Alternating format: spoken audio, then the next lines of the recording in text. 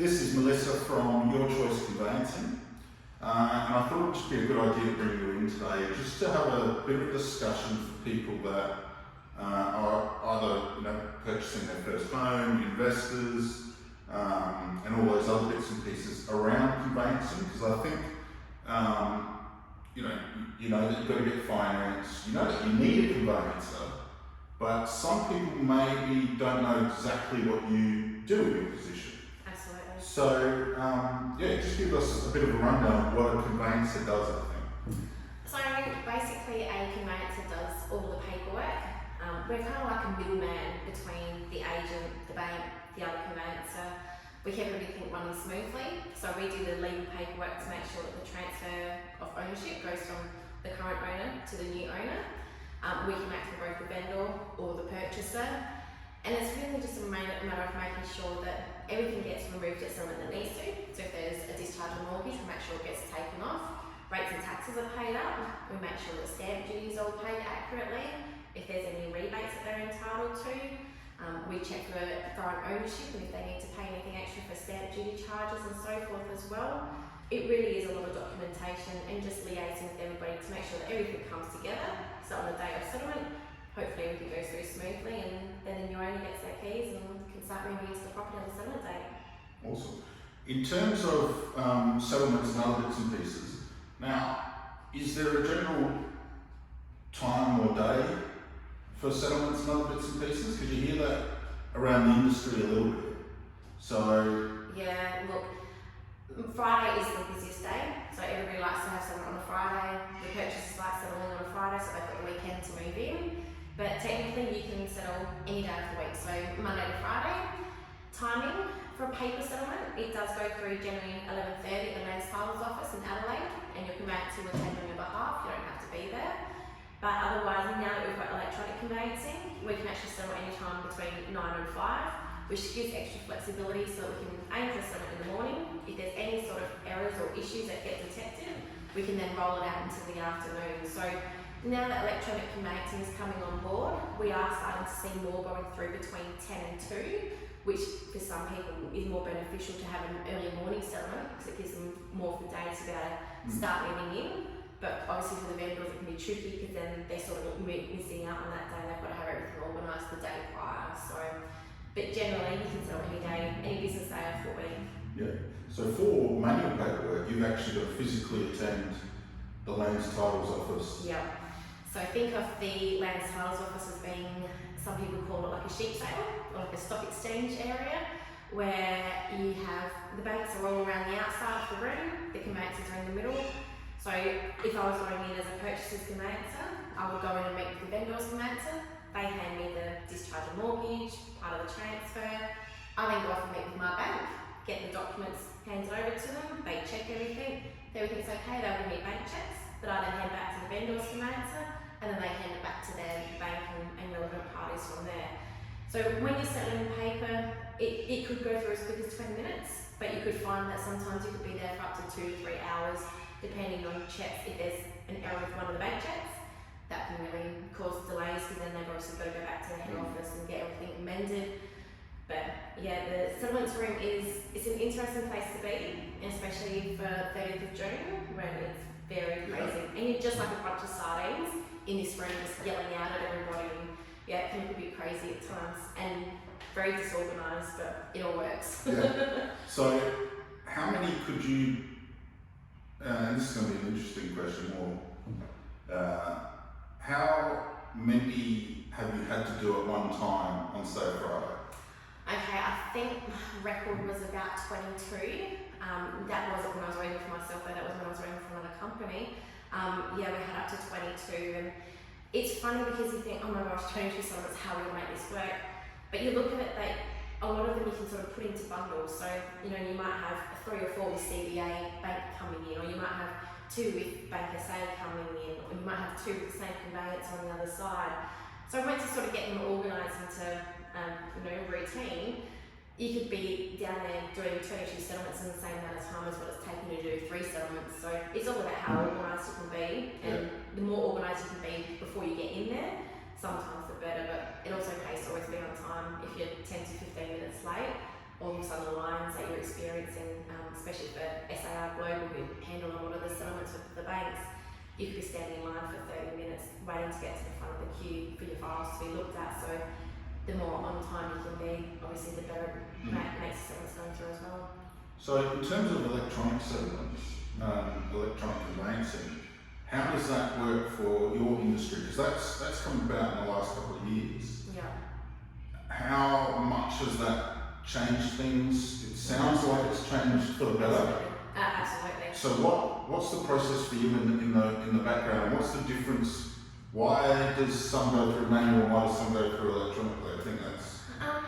So there's still a few transactions in South Australia that we can't do electronically. One in particular is if a bank has taken possession of somebody's property. Right. That transfer we aren't quite set up to do it electronically. It also can vary depending on the other conveyances that are involved. So generally, most conveyances are now registered, but there's still a large percentage that aren't transacting online because they're not quite ready to take that next step and embrace that change. For us, it was a no-brainer. We love electronic conveyancing, multiple reasons. Mostly because we find that we have better control over a file. We can see things better. We can tell not only from our side where our bank is at, but we can also see from the vendor's bank or the other side's bank where things are at. If the discharge authority has been sent through, if loan docs have been sent out, we can see who's accepted the settlement booking and who's still yet to accept it. We also find that with electronic conveyancing, it's a much higher percentage of settlements going through on the due date, as opposed to a paper settlement where it can be dictated by some of the banks. Delay settlement and all that sort of stuff. If they haven't received the paperwork, they want to delay it by a day or two online, they seem to be able to make it happen a lot easier. Okay. So in terms of electronically, so you can see what the vendor's bank is doing as well. To a certain degree. Obviously, we only get snippets. Yeah. But it just makes it easier because we can see, okay, discharge authority has been sent through on such and such date, or loan documents were sent through on such and such date. So we can manage the time frame and know, okay, yeah, that's sufficient time for settlements to still go through on. So you can proactively see whether or not settlements exactly going to happen and help avoid any potential delays. Rather than finding out a day or two before settlement that, discharge authority was only sent through 3 days ago, bank hasn't got enough time, or loan documents haven't been sent out yet. We can see more in advance, so we can let clients know, which then in turn makes them be able to remove lists if they need to, or make changes to plans if they absolutely have to. Okay. So that's obviously a massive change that's coming to the industry. Yeah. And by the sounds of it, it's a pretty good one. That's Definitely. We're in an electronic and digital age now. And I'm guessing for you, rather than standing in line exactly as a sardine, yes, you've got the opportunity to just log in and view those, and I think that's really quite cool and quite forward. Well, as a conveyancer, my job is to be doing the paperwork and getting things moving, getting things settled on time. So I can do that while I'm in the office settling electronically. If I'm standing at the land title's office, I can't be checking my emails, responding, or taking phone calls, or meeting with clients, because that time of the day is literally wasted by me standing around. But in the you've got office, travel time to and from land title's office and all those sorts of bits and pieces. So it sounds like as we've just stated, it's definitely changed for the better, which is I've seen settlements be delayed for a week, 2 weeks sometimes, just because there wasn't that visibility of what's going on at settlement.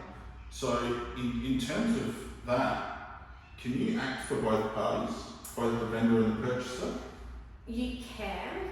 Our office policy is that we prefer not to. The main reason being that if you act for both parties and something goes wrong with one side, you then have to try and determine, okay, whose party is my best interest.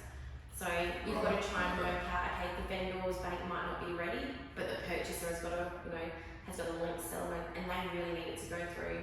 You have to be very careful then with the advice that you're giving out between the vendor and the purchaser and those parties. So sometimes it can be looked at that it's an easier way because you've got better control, you can keep an eye on things easier. But unfortunately, it comes down to the banks that you're dealing with. So you could be, Adelaide's best conveyancer, but if you're doing Bank A and Bank B and both of them are nightmare banks, it doesn't matter how good a conveyancer you are, sometimes you just can't avoid it. Yeah. And with this day and age, a lot of agents are liking sellers to go through within 30 days, but depending on the purchaser and their finance, the amount of potential errors that could happen or issues that could arise, as soon as you've got a conflict of interest, you then have to step away from it, which can then just cause even more, concerns and issues with settlement for clients. So our motto at Your Choice is the right choice towards a stress-free settlement. So the less stress we can take away from the client and try and avoid, the better the settlement will be for the client as well. So it allows you to act, in a more, I guess, ethical way could be the response there, So allowing you to work on behalf of that person rather than trying to split your view or go, actually, person A, it really should be this advice, but then that's going to affect person B. So it sounds like it's a pretty sound policy. Absolutely, yeah. You can provide more professional service and exactly. No, that makes complete sense. That's a good one. Okay. So, is there any other questions that you get from, say, clients that something left field, as an example, something that's can they take the letterbox, or can they take the barbecue that's been plumbed into the back entertaining area? One thing that we do often have to remind clients, especially vendors, is that yes, you might have spent a lot of money on putting this feature in. Some people are getting quite protective of fancy letterboxes and so forth. Yeah. Anything that's fixed to the property, you can't take it. You have to leave that there. There's nothing worse than on a Friday afternoon, settlements are all done and the purchaser rings up and says, this and this is taken. Or another one we've seen recently is where the perfectly beautiful stainless steel dishwasher was replaced with a cheaper white brand that they just picked up from the side of the road.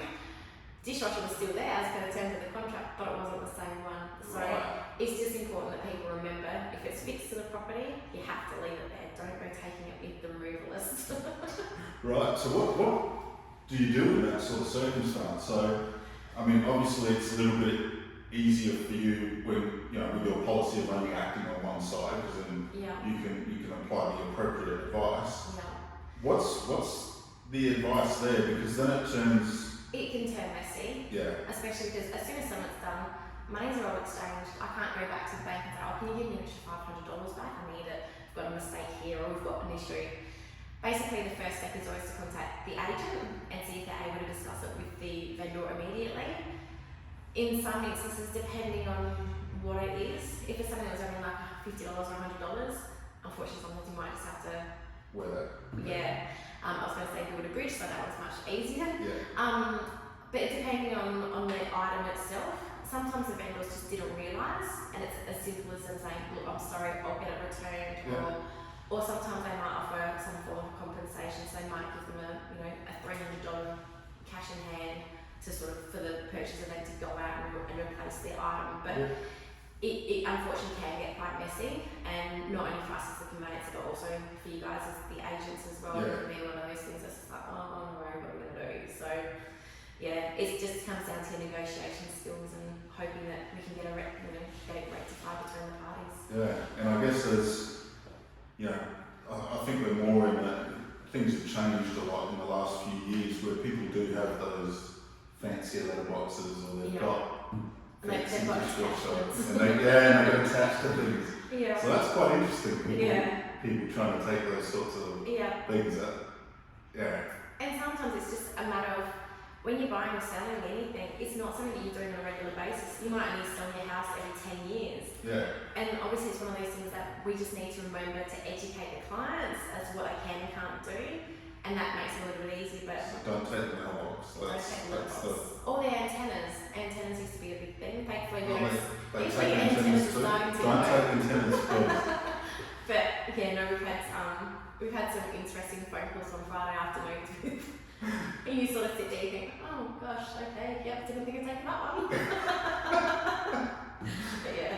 Right, so that was, yeah, that would be fun. Well, look, I think we'll wrap it up there, Melissa. I think it's been great for everybody to hear what you've had to say. I think we've had a pretty interesting conversation there, especially around mailboxes and antennas. But no, thank you very much for coming on board. Thanks for having me. No problem. Look, Melissa's in the Our Friends section on our website as well. We do recommend Melissa as a good conveyancer to deal with. We always have great interactions with you. But look guys, thanks for watching. I'm Dan from Real People Real Estate, and we'll see you next time.